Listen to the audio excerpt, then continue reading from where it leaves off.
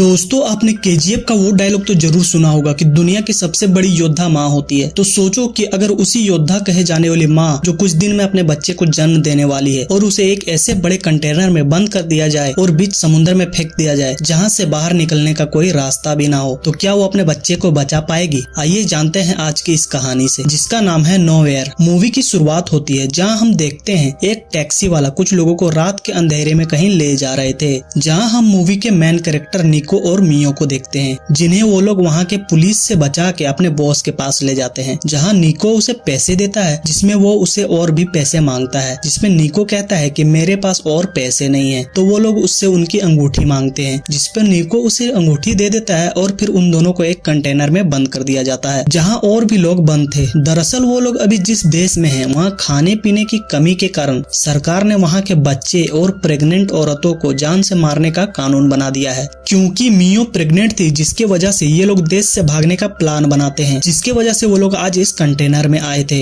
अब हम देखते हैं मियो और निको बैठे थे और एक दूसरे से बात कर रहे थे, जहाँ मियो के बैग से एक चॉकलेट निकलता है, जिसपे मियो कहती है ये तुम्हें कहाँ से मिला? तो निको कहता है कि वो नहीं बताऊंगा, लेकिन तुम इसे तब खाना जब तुम वहाँ पहुँच जाओ जहाँ के लिए हम निकले हैं। अगले ही सीन में हम देखते हैं जहाँ मियो अपनी बड़ी बेटी के बारे में सोच के रोती है, जिसको वहाँ के पुलिस ने मार दिया था। तभी कंटेनर कुछ दूर चलकर रुक जाता है और बाहर से खुल रहा था, तो निको गेट के सामने जाता है। उसी वक्त गेट खुल जाता है और बहुत से लोग कंटेनर में चढ़ने लगते हैं। ज्यादा आदमी होने के कारण वहाँ का बॉस कहता है कि आधे लोग उतरो, तुम्हें दूसरे कंटेनर में जाना होगा, लेकिन कोई बात नहीं सुन रहा था, जिसपे बॉस गन चलाता है और सबको डरा के दूसरे कंटेनर में ले जाता है। लेकिन निको गेट के पास था, जिसके वजह से उसे भी दूसरे कंटेनर में जाने को कहा जाता है, पर वो कहता है कि मैं तो इसी कंटेनर में था, लेकिन कोई उसकी बात नहीं सुनता और उसे दूसरे कंटेनर में ले जाता है, जिसके वजह से मियो और निको अलग हो जाते हैं। मियो के कंटेनर में नोवेयर लिखा था और निको के कंटेनर में 107। मियो घबरा जाती है और निको को कॉल करती है, जिसपे वो उसे समझाता है कि तुम घबराओ नहीं, मैं तुम्हारे पीछे वाले कंटेनर में हूँ, तुम किसी पे वहाँ भरोसा मत करना और हम सब एक ही जगह उतरेंगे। और फिर कॉल कट जाता है। बस कुछ दूर जाने के बाद मियो कंटेनर के छोटे से हॉल से देखती है, जहाँ बाहर सभी खाने पीने के सामान के लिए लड़ झगड़ रहे थे और पुलिस वाले उन्हें जानवरों की तरह गोलियां मार रहे थे और बच्चे और प्रेग्नेंट महिलाओं को पिंजरों में कैद कर रहे थे ताकि उनका खात्मा कर सके, जिसे देखकर वो सहम सी जाती है और रोती है, क्योंकि मियो के कंटेनर में सभी प्रेग्नेंट लड़कियां और औरतें थे। अब बस बॉर्डर के पास पहुंचती है तो वहां तैनात सिपाही ड्राइवर को उतारता है और उनसे गाड़ी के कागजात और कंटेनर में रखे सामानों का रसीद देखने को कहता है। वही कंटेनर के अंदर छिपने के लिए एक अलग चेम्बर बना हुआ था, जहाँ सारे लोग छिप जाते हैं और वहाँ का मेजर कहता है कि हम इसे खोलकर चेक करना चाहते हैं। और जब वो अंदर जाता है तो वहाँ कुछ भी नहीं होता, जिसके बाद वो बाहर जाता है, तभी उसे शक होने लगता है। फिर वो अंदर अपने सिपाही को भेजता है और वो खुद कंटेनर के अगले हिस्से के पास खड़ा होता है और फिर सिपाही को शूट करने को कहता है। जब वो शूट करता है तो मेजर सब समझ जाता है और अंदर जाके सभी को बाहर आने के लिए कहता है, जिसपे कोई भी बाहर नहीं आ रहा था तो वो उसे गोली मारने की धमकी देता है, जिसपे एक लड़की गेट खोल देती है। तब तक मियो पास रखे लकड़ी के बक्से के ऊपर चढ़ जाती है। तभी मेजर सभी को गोली मारने को कहता है, जिसके बाद वहाँ कोई जिंदा नहीं बचता सिवाय मियो के। अब वो लोग सभी लाश को बाहर फेंकते हैं और कंटेनर को बंद कर देते हैं, लेकिन मियो बच जाती है, पर वो सहमी हुई थी।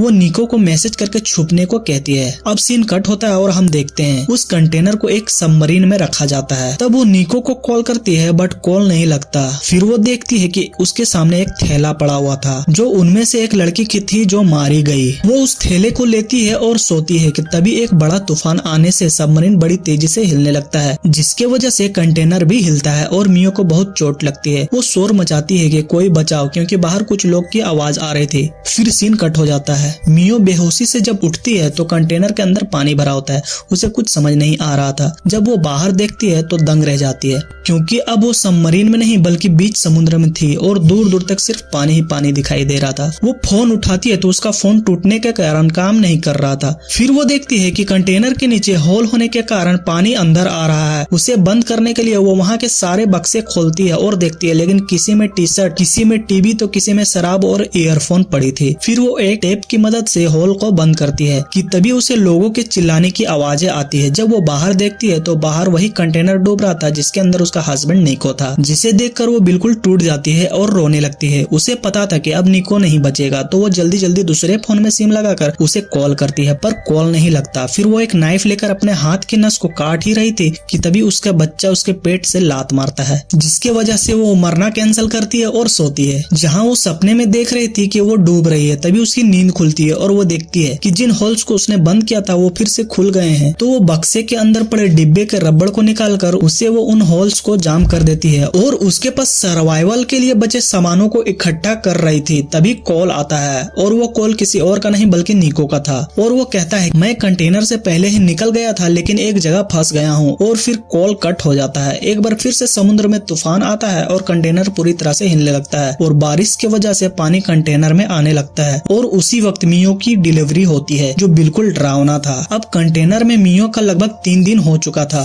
मियो देखती है कि उसके दोनों तरफ फोन पानी में भीग चुका है और काम नहीं कर रहा है। उसकी बेटी बहुत रो रही थी। तभी वो देखती है कि उसके सामने एक ड्रिल मशीन होता है जिसका इस्तेमाल करके वो कंटेनर के ऊपर हिस्से में ड्रिल करने लगती है। लेकिन उसकी बेटी बहुत रोने लगती है, जिसके वजह से वो उसे दूध पिलाती है और फिर वो चुप हो जाता है, फिर सो जाता है। लेकिन मियो को बहुत तेज भूख लगी थी, पर उसके पास जितना भी खाना था वो सब खा जाती है और ड्रिल करना शुरू करती है। लेकिन आधा ड्रिल करने के बाद ड्रिल मशीन काम करना बंद कर देता है, जिसके वजह से वो उसे फेंकती है और फिर से मोबाइल खोलती है। लेकिन उसका स्क्रीन टूटने की वजह से वो काम नहीं करती है, जिससे वो गुस्सा होकर वो सारी चीजें फेंकती है। तो उसे नाइफ दिखाई देता है तो वो उससे कंटेनर काटने लगती है और तभी एक व्हेल कंटेनर में ठोकर मारती है, जिसके वजह से वो गिरती है और घबरा जाती है। और कुछ देर बाद फिर से कंटेनर काटना शुरू करती है, पर इस बार उसकी नाइफ ही टूट जाती है और वो पानी पीने जाती है, पर उसके पास पानी नहीं बचा था और समुद्र का पानी वो पी नहीं सकती थी। अगली सीन में हम देखते हैं वहाँ बारिश हो रही थी, जिसका पानी उसी जगह से गिर रहा था जहाँ वो काट रही थी। वो सारे डब्बे में पानी भरती है और फिर वो बॉक्स जिससे बंधा हुआ था उस बेल्ट को लेकर उससे कंटेनर के ऊपरी हिस्से को खोलती है। बहुत ताकत और मेहनत के बाद वो कंटेनर तो खुल जाता है, लेकिन जब वो कंटेनर के ऊपर जाती है तो उसे दूर दूर तक सिर्फ पानी ही पानी दिखाई देता है। और फिर वो अपने बेटी की पोटी को पानी में फेंकती है, जिसके वजह से वहाँ बहुत सारी मछलियाँ आती है। तो वो एक लोहे को बेल्ट में बांधकर फिशिंग करने लगती है, लेकिन बहुत मेहनत करने के बाद भी वो मछली पकड़ने में नाकाम रहती है और वहीं लेट जाती है। कुछ देर में उसे वहाँ एक प्लेन गुजरता हुआ दिखाई देता है, तो वो जल्दी से कंटेनर में जाती और टीवी का शीशा लेकर ऊपर आ रही थी कि तभी कंटेनर के नुकीले हिस्से से उसकी थाई पूरी तरह से फट जाती है। लेकिन वो उसी तरह उस शीशे का यूज करके सनलाइट रिफ्लेक्ट करती है ताकि वो प्लेन वाले इन्हें देख सके, पर कुछ नहीं होता। फिर वो कंटेनर में रखे टीवी का मदरबोर्ड निकालकर उससे एक नुकीला तार निकालती है और एक वायर से अपने थाई की सिलाई करती है। आप ही सोचो दोस्तों, खुद की बॉडी की सिलाई खुद करना, वो भी एक तार की मदद से, कितना दर्दनाक हो सकता है। लेकिन क्या करें, मजबूरी में कुछ भी करना पड़ता है। अगली सीन में हम देखते हैं कि वो सारे ईयरफोन का उपयोग करके एक जाल बनाती है और फिर फिशिंग करती है, जिसके बाद वो उसे पेट भर के खाती है और बहुत सारे डिब्बे में अपना नंबर डालकर उसे समुद्र में फेंक देती है ताकि कोई भी उसकी मदद करने आ जाए।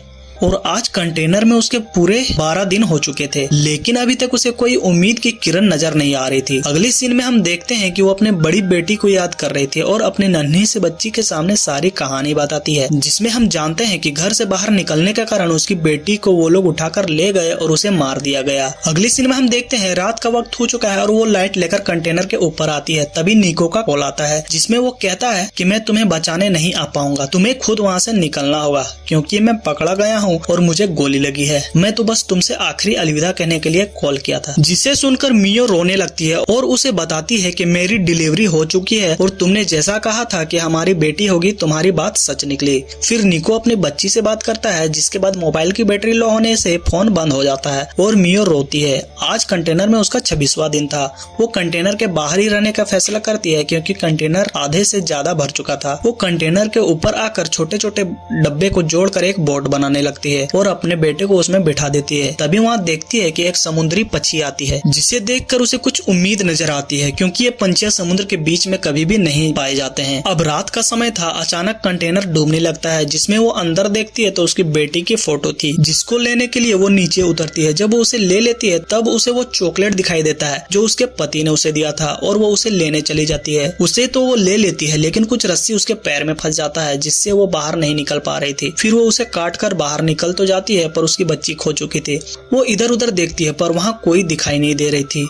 तभी वहाँ एक बड़ा व्हेल आता है जिसके आवाज से बच्ची रोने लगती है और फिर मियो उसकी आवाज सुनकर उसके पास जाती है। लेकिन उस बोट में इतना जगह नहीं था कि वो उसमें बैठ सके, बस वो उसके सहारे तैर रही थी। अब सुबह हो चुकी थी और वो पूरी तरह से थक चुके थे, लेकिन वो अभी भी समुद्र में ही थी। तभी वहाँ बहुत सारे पंछी उड़ने लगते हैं और अब हम देखते हैं वहीं कुछ दूर में एक मछुआरा फैमिली मछली पकड़ रहे थे, तो उनकी बेटी को वहाँ से पंछियों का झुंड दिखाई देता है। तो वो लोग उसके नजदीक जाते हैं। जहाँ वो लोग उस बोट को उठाते हैं तो उसमें छोटी सी बच्ची को देखकर वो लोग चौंक जाते हैं, लेकिन उसके साथ कोई और नहीं थी। फिर वो देखती है कि उस बोट से एक रस्सी बंधी हुई थी। जब वो लोग उस रस्सी को फॉलो करते हैं तो मियो बेहोश पानी में डूबी थी। वो लोग उसे ऊपर उठाते हैं और फिर उसे होश में लाते हैं, जिसके बाद वो मेडिकल टीम को कॉल करते हैं और इसके हेल्प के लिए बुलाते हैं। मियो को जब होश आता है तो वो खुश थी। उसने अपने बच्चे और खुद को मौत के मुंह से बाहर निकालने में सफल हुआ था, और दुख भी थी क्योंकि अब उसका निको उसके साथ नहीं था, और मूवी वहीं खत्म हो जाती है। ये कहानी हमें ये बताना चाहती है कि अगर आप में हौसला है तो आप बड़ी बड़ी परेशानियों का भी सामना कर लोगे। दोस्तों, कैसी लगी ये कहानी कमेंट करें, और ये भी बताना कि अगर आप उसके जगह होते तो आप क्या करते, सर्वाइव या गिव अप। ऐसे ही इंटरेस्टिंग मूवी एक्सप्लेन वीडियो के लिए लाइक और चैनल को सब्सक्राइब कर ले दोस्तों। बाकी मिलते हैं नेक्स्ट वीडियो में, तब तक के लिए बाय बाय।